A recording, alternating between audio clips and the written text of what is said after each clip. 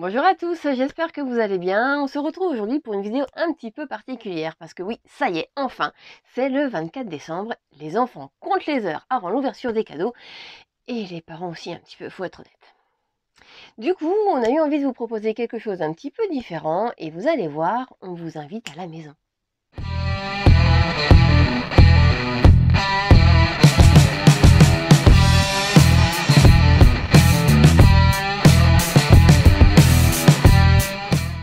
Au début, j'avais envie de vous proposer un diorama en extérieur, avec des montagnes, des sapins, de la neige, un feu de camp, enfin, quelque chose mitonné aux petits oignons.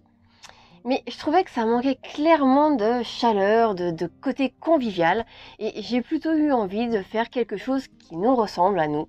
Et du coup, m'est venue l'idée de réaliser la taverne des Serial Painters. Et comme le Père Noël est passé un petit peu en avance à la maison, qu'il a eu la bonne idée de nous déposer une merveilleuse imprimante 3D, ça va être l'occasion pour moi de faire un peu mumuse avec mon nouveau jouet et de vous proposer donc ce fameux diorama qui m'a vraiment bien amusé. Allez, c'est parti! On va donc commencer par venir tracer du parquet sur un morceau de carton légèrement glacé.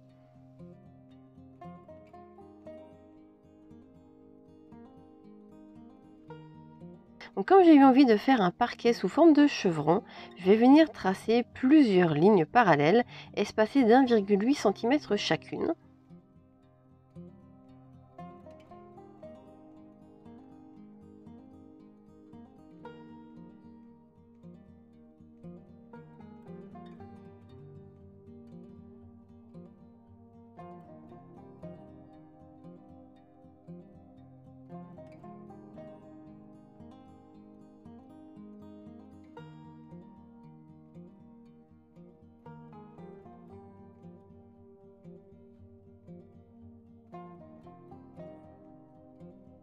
Au total, je vais venir tracer 8 tronçons que je vais ensuite venir rediviser en tronçons de 0,5 cm chacune.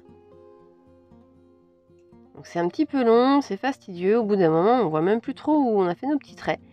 Mais franchement, ça vaut vraiment le coup.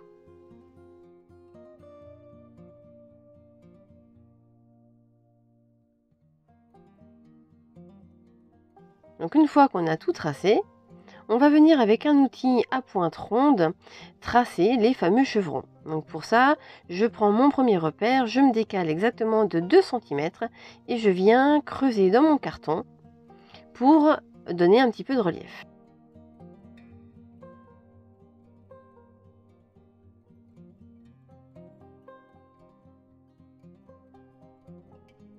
Et on poursuit toujours de manière parallèle en se décalant à chaque fois de 5 mm. Sur notre première bande, on va venir tracer nos chevrons dans un sens et sur la bande suivante, on viendra les tracer dans le sens inverse, histoire de vraiment créer ce fameux chevron dont on parlait au début.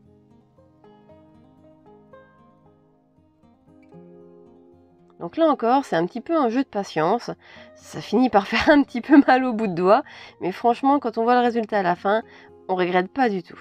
Donc maintenant, on va répéter l'opération sur les tronçons suivants. Et une fois qu'on aura fini de tous ces tracés, surtout ne pas oublier de creuser les joints centraux, histoire d'apporter un petit peu plus de profondeur à l'ensemble.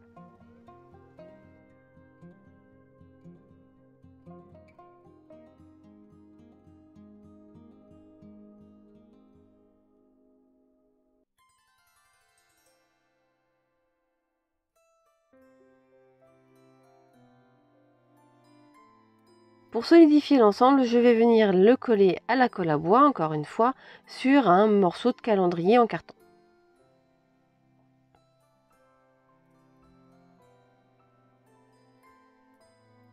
Donc comme vous voyez, on va obtenir quelque chose d'assez grand.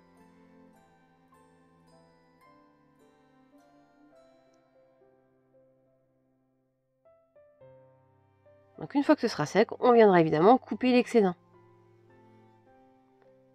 Maintenant qu'on a notre sol, on va venir s'attaquer à nos murs avec des morceaux de polystyrène extrudé. Donc dans ma vidéo du score tracker, j'avais éliminé le côté rugueux, et là on va le garder puisque pour une façade de maison, c'est plutôt sympa.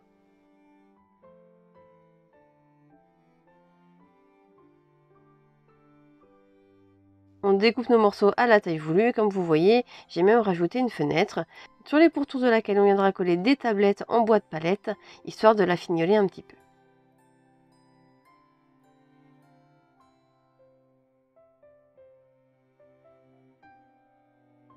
On va donc maintenant coller nos murs sur notre sol et entre eux.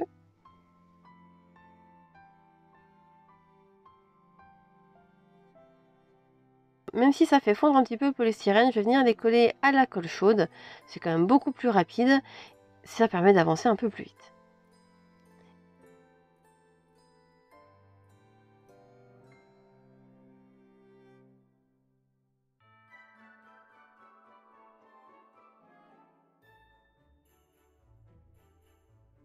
Et on va donc, comme je le disais, fignoler un petit peu notre fenêtre.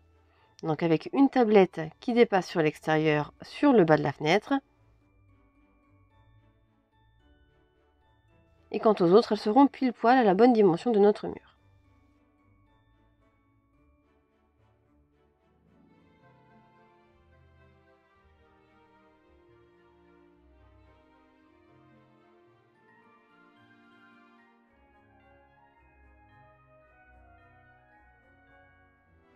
Et comme on aime faire les choses bien, on va venir combler le trou de la fenêtre avec la colle chaude. Alors pas de panique, on va ensuite venir recouvrir l'ensemble de bois de cagette là encore, histoire que ce soit pas trop lourd, pour cacher un petit peu le défaut.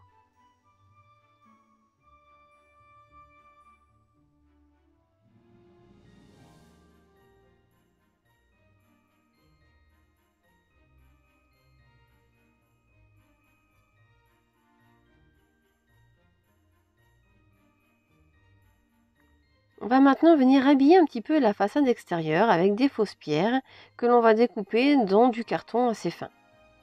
Donc là, on va alterner sur les angles, sur les tailles, histoire de créer quelque chose d'assez sympathique et de pas trop rébarbatif.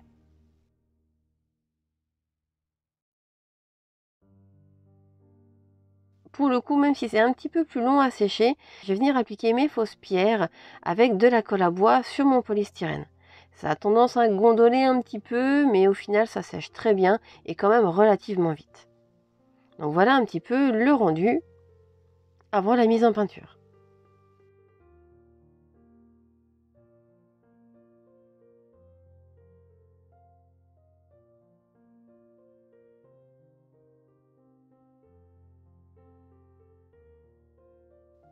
On va maintenant pouvoir s'occuper de la décoration intérieure. Et pour cela, on va commencer par quelque chose qui est vraiment hyper important pour nous, c'est des livres. Donc et pour cela, je vais prendre le carton d'emballage de ma palette humide sur lequel je vais venir tracer différents repères pour créer ces fameuses couvertures.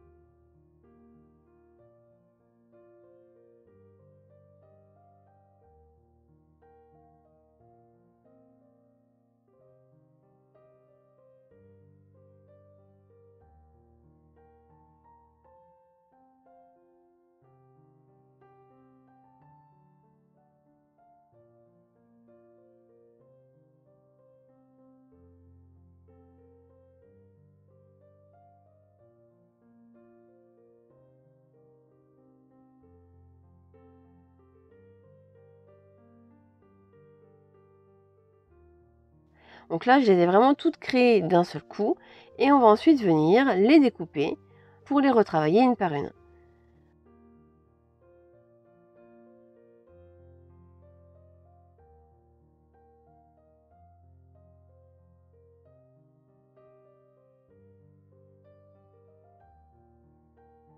Et une fois qu'elles sont découpées, il ne nous reste plus qu'à former nos petites couvertures.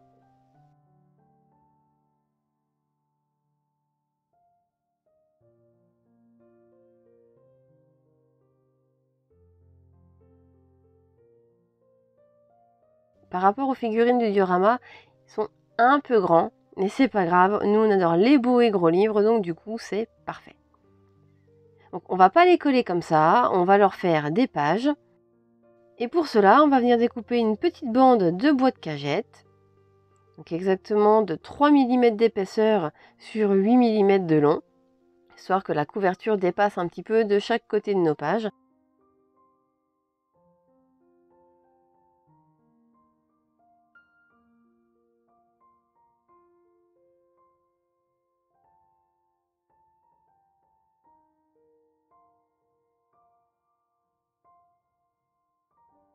Et on va tout simplement venir coller notre morceau de bois à l'intérieur de nos couvertures de livres. Donc moi je les ai collés à la colle à bois. C'est un petit peu long à sécher effectivement, même si la colle a une prise assez rapide. La prochaine fois je le ferai peut-être quand même à la super glue. Donc une fois qu'ils seront tous faits, voilà à quoi ça va ressembler. Alors, au total, je sais plus exactement, mais il me semble que j'ai fait pas loin d'une trentaine de petits livres. Et on va donc faire 2 séries. Donc la première série, ça va en fait tout simplement pour représenter les tomes de l'Horus Heresy qui sont noirs et dorés. Donc on va venir les peindre en noir, les brosser en doré pour apporter un petit peu de relief.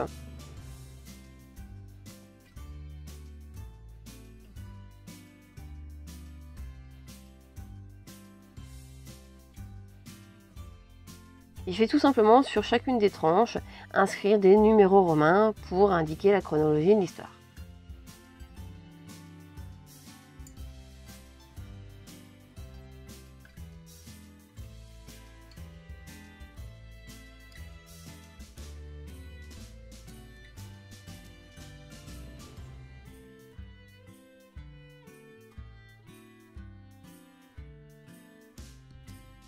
Hop, et de 5. Et les voilà une fois terminés. Et notre deuxième collection de livres va plutôt représenter la série des sièges de Terra. Alors effectivement, pour les puristes, vous allez me dire, oui, mais les livres aussi, ils ont une couverture noire.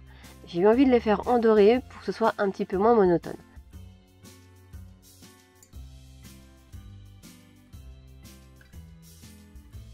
Donc du coup, pour faire ressortir leurs arêtes, eux, on va les brosser avec de l'argenté.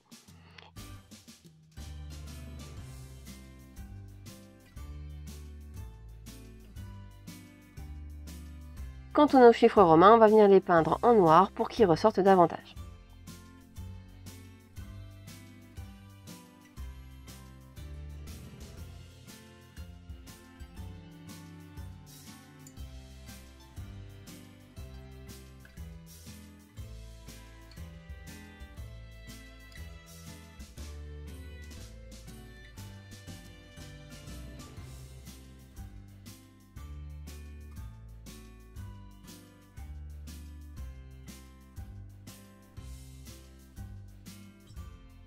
Ne nous reste plus qu'à peindre nos pages avec du Skeleton Horde.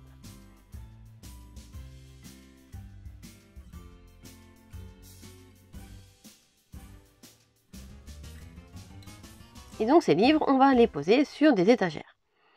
Et comme on est chez les Serial Painters, eh ben les étagères ne seront pas collées droites au mur. Et oui, même dans les dioramas, on pose nos étagères de travers. Donc pour le coup, elles, je les ai collées à la super glue. Alors par contre, faites super attention, il ne faut pas en mettre beaucoup parce que ça fait vraiment fondre le polystyrène. Donc ça a l'avantage du coup de bien l'inclure dans la paroi, mais si vous en mettez trop, ça va se décoller en permanence. On va maintenant s'attaquer à la décoration phare du moment à la maison, le sapin de Noël. Et pour cela, je vais prendre une tige en métal plastifié. C'est exactement la même chose que les petits rubans qui permettent de fermer les sacs congélation, sauf que celui-là, je l'ai trouvé en gros rouleau d'une 50aine de mètres dans mon magasin de loisirs créatifs préféré. Donc on va le plier en deux, et au centre, on va venir y inclure les poils de la petite balayette que vous voyez sur le côté.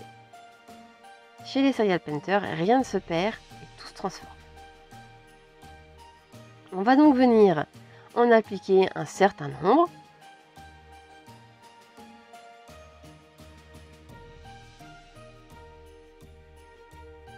On va refermer notre tige de métal et on va venir torsader le tout pour lui donner une forme de sapin.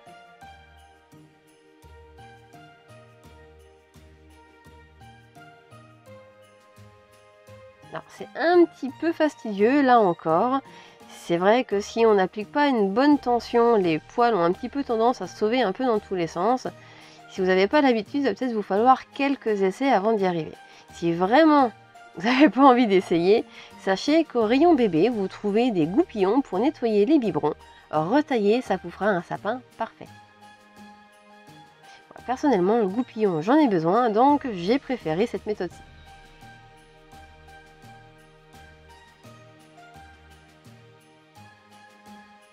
Donc on torsade, on torsade, on torsade jusqu'en haut. Et après, on réarrange un petit peu toutes nos épines. pour obtenir ceci.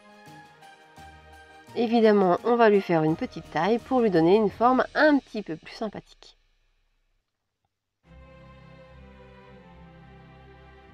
Ne vous inquiétez pas, on ne va pas laisser dans cet état-là notre pauvre sapin parce que là, il a l'air un petit peu malade quand même. Donc on retravaille sa forme générale, on n'hésite pas à enlever les branches qui sont un peu trop longues ou à les retailler. Et voilà!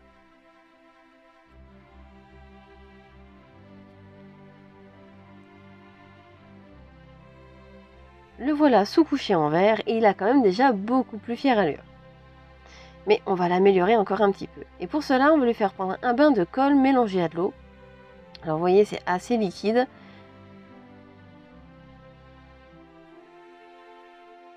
Et par-dessus, on va venir lui saupoudrer de l'herbe statique. Donc là, j'ai choisi une herbe assez foncée.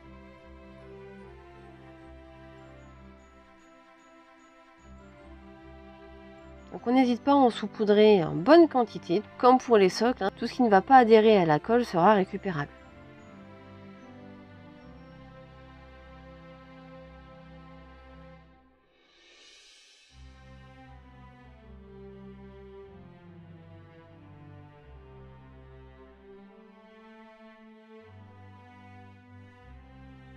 Et voilà!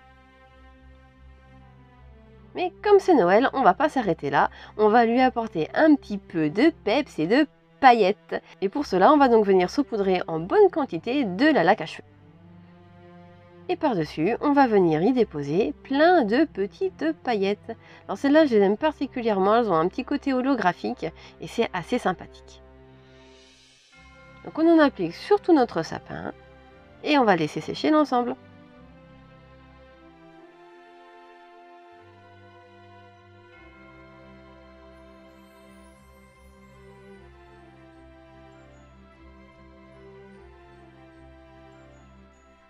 On va pouvoir maintenant s'occuper de la peinture de notre diorama en lui-même. Et je vais donc commencer par peindre les façades intérieures et extérieures avec de l'Ungerfläche. Donc comme vous voyez, il est quand même assez dilué, histoire de bien pénétrer dans tous les creux de notre polystyrène.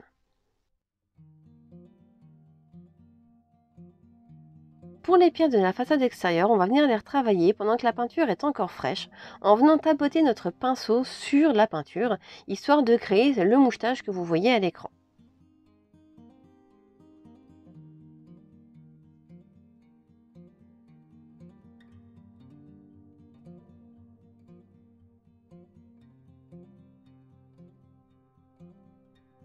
On va ensuite venir tapoter sur la surface de ces pierres de la Garros Dune pour apporter un petit peu plus de couleur, de contraste et de chaleur à nos pierres.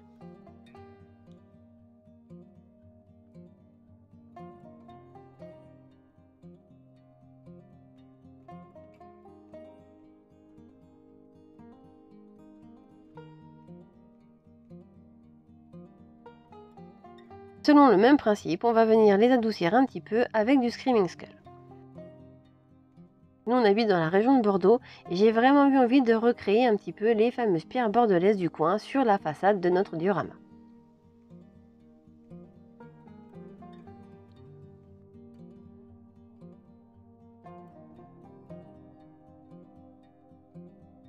Allez, maintenant que nos murs sont peints, on va venir s'attaquer au mobilier et au festin. À la maison, on est des grands fans des meubles en bois clair. Et c'est pour ça que je vais peindre le mobilier, la fenêtre et les étagères avec de la Garros Dune.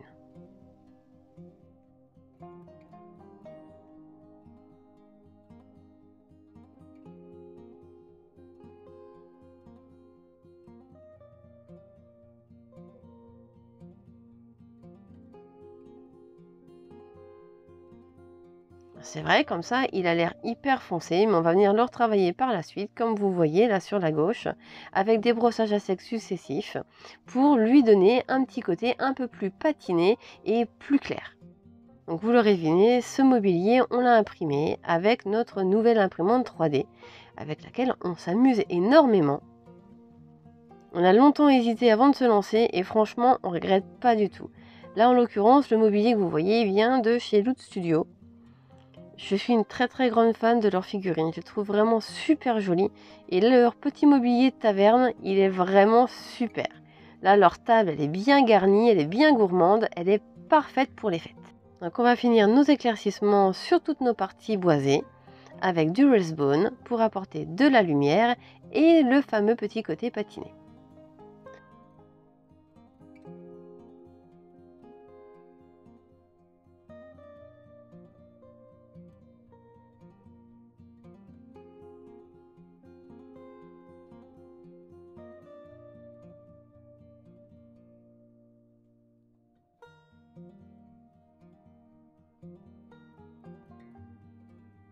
Pour apporter un petit peu de contraste, on va peindre notre parquet avec du gris chargeur grès. J'avais vraiment pas envie de le peindre façon bois. Il y en a déjà pas mal dans toute la composition, ça aurait fait peut-être un peu trop ton sur ton, ou alors il aurait vraiment fallu le faire de manière assez foncée. Et le bois foncé, c'est franchement pas notre truc, ça nous aurait vraiment pas ressemblé. Donc du coup, j'ai fait plutôt le choix de le peindre un petit peu façon ardoise. Donc là encore, on va venir apporter des brossages de gris bleuté et de blanc sur notre couche de base, histoire de lui apporter un peu de lumière, un peu de contraste et de lui donner tout simplement vie.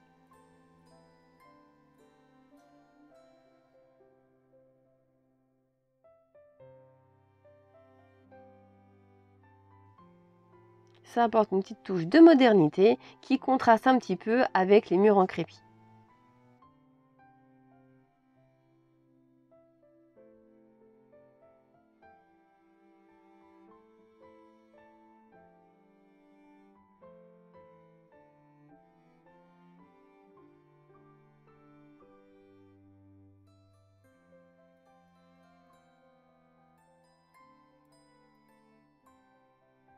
Il est vraiment super sympa ce parquet, il fait un peu usé, un peu vieilli, je l'adore.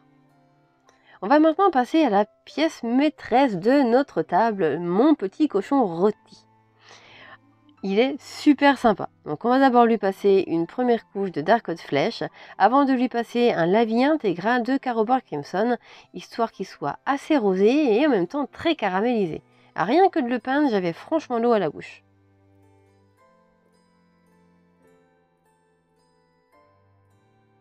Donc, le but ici étant vraiment le diorama dans son entièreté, je ne vais pas vous montrer la peinture d'absolument tout. Donc là on vient de voir le cochon, on va s'occuper des bougies. On va peindre de manière très simple avec une base de Screaming Skull, puis un lavis de Seraphim Sepia.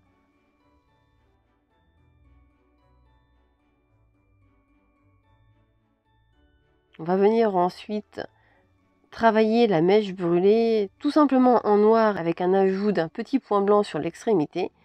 Et on va également redéfinir toutes les couleurs avec du blanc, histoire de les faire ressortir tout simplement. Rien de très compliqué.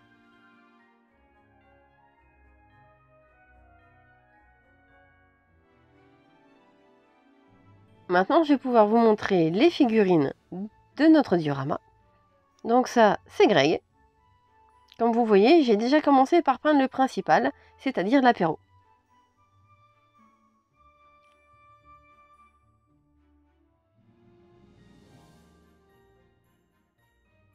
Ça sera moi.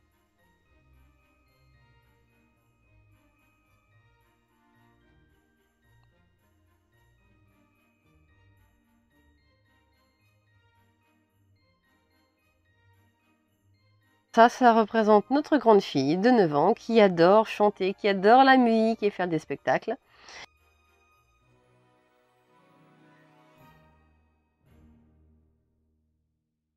Ça, ce sera notre petit bonhomme de 2 ans et demi qui adore faire des cabrioles, des cascades et surtout plein de bêtises, comme voler le verre de papa et maman. Ça, c'est tout à fait lui. Et ça, c'est notre petite dernière, notre petite Chippy, qui est un petit peu coquine, un petit peu canaille. Cette figurine, ça ne pouvait que la représenter. Donc voilà la famille au complet avant peinture. Et là, en les regardant, j'ai quand même une grosse question qui m'est venue, comment je vais les peindre? C'est des figurines médiévales et on a un peu tous tendance à s'imaginer au final le Moyen-Âge un peu en noir et blanc. Donc du coup, j'ai sorti mon arme, mon livre sur les costumes occidentaux. C'est une vraie bible. Et du coup, j'ai cherché l'inspiration. Et je me suis surtout rendu compte que, contrairement aux idées reçues, le Moyen-Âge, c'était pas fait uniquement de noir, de blanc, de gris, de beige. Non, non, non, loin de là. Au final, je me suis rendu compte qu'il y avait pas mal de couleurs. Et donc, du coup, j'ai essayé de m'inspirer et de faire quelque chose d'assez rapide. D'ailleurs, je vous ai pas montré la peinture, puisque c'est pas tout à fait le but ici. Et donc, je vais plutôt vous les montrer une fois peintes.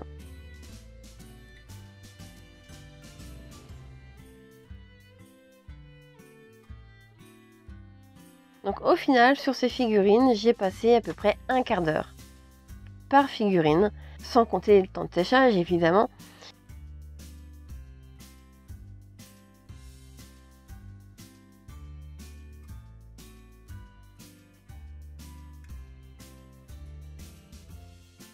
Maintenant qu'on a peint notre intérieur, qu'on a peint nos figurines, que notre mobilier est terminé aussi, je me suis rendu compte quand même qu'il manquait quelque chose dans ma composition, une fenêtre. Bon, comme j'ai un petit peu foiré la découpe, qu'elle n'est pas parfaitement droite, je vais donc m'adapter aux mesures que j'ai et je vais donc découper 2 morceaux de fenêtre dans mon carton, le même que pour mes couvertures de livres de tout à l'heure.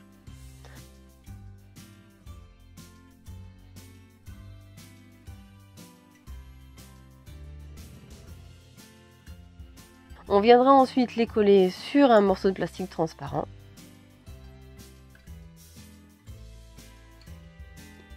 Avant de venir créer un effet de givre sur nos petits carreaux.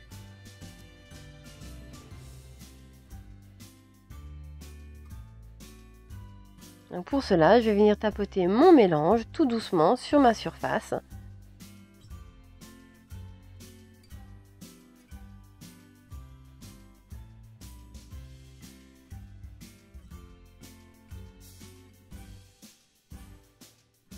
Et je vais le faire d'un côté, puis de l'autre. Et une fois que la fenêtre sera peinte dans la même couleur que le reste des bois, on va pouvoir la fixer sur sa structure.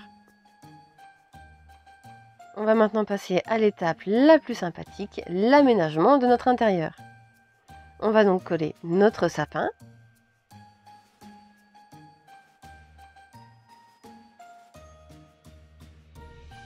Nos livres avec lesquels on se régale presque autant qu'avec nos figurines.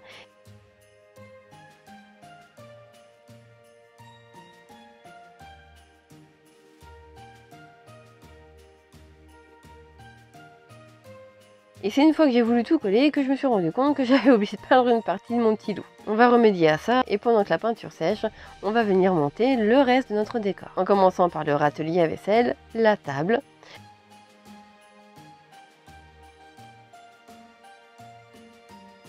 papa et maman qui trinquent,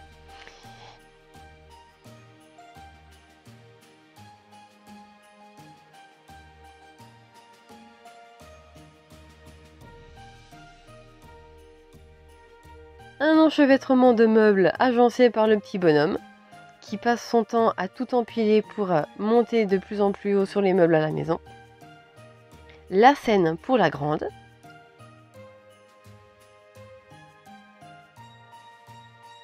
Avec notre artiste en plein milieu.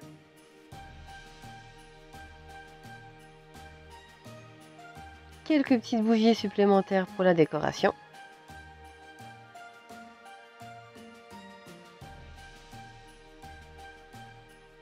Et comme ce diorama est censé représenter notre famille, je ne pouvais pas oublier nos 3 chats. Donc voici Gypsy, tout en haut de son vaisselier, et c'est exactement sa place, en hauteur, à surveiller tout ce qui se passe à la maison. Sweetie, au coin de la table, toujours à rôder, et Japan, au pied de sa petite maîtresse. On va donc venir placer la petite dernière, pas très loin du chat, toujours à essayer de l'attraper, sans qu'il s'en rende compte. Malheureusement, c'est pas souvent un succès. Et enfin, notre petit bonhomme qui fait du toboggan sur les meubles de la maison. Et voilà donc.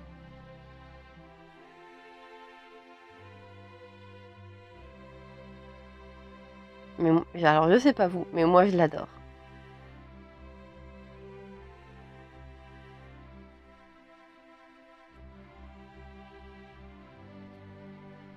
Ne nous reste plus qu'à fignoler notre socle, sur lequel on va venir coller du bicarbonate de soude. Donc le mien il est particulièrement vieux, donc du coup il a fait plein de grumeaux. Et du coup pour simuler de la neige il est vraiment parfait. Donc je vais venir l'appliquer de manière assez grossière sur l'ensemble de mon socle.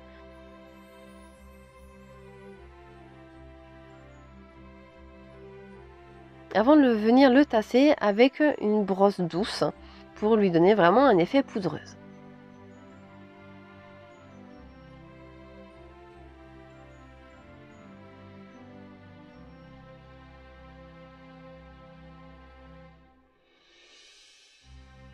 On va venir ensuite appliquer du Valhalla Blizzard sur notre fenêtre, sur laquelle j'ai au préalable appliqué un petit peu de colle à bois.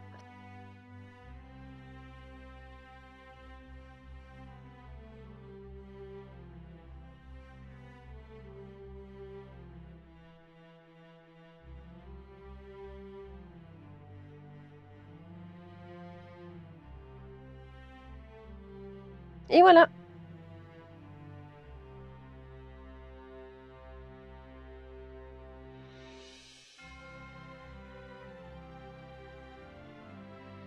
Et voici donc notre diorama complètement terminé. Personnellement, je l'adore. Alors je suis vraiment ravie d'avoir changé d'idée. C'est vraiment tout ce que je voulais dans ce diorama. Il est chaleureux, il est convivial, il transpire de bonne humeur, de rire. Et franchement, je me suis régalée à le faire. Même s'il y avait pas mal de petites choses un petit peu fastidieuses et un petit peu longues à réaliser, franchement, je suis plus que ravie.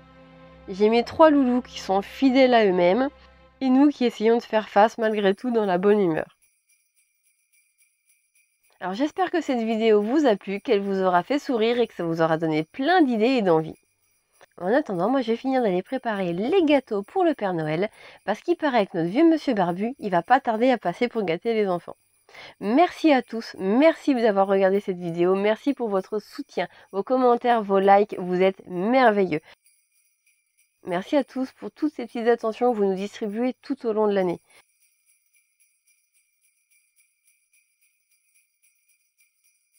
En attendant, je vous souhaite un joyeux Noël, de très bonnes fêtes, et je vous dis à la semaine prochaine.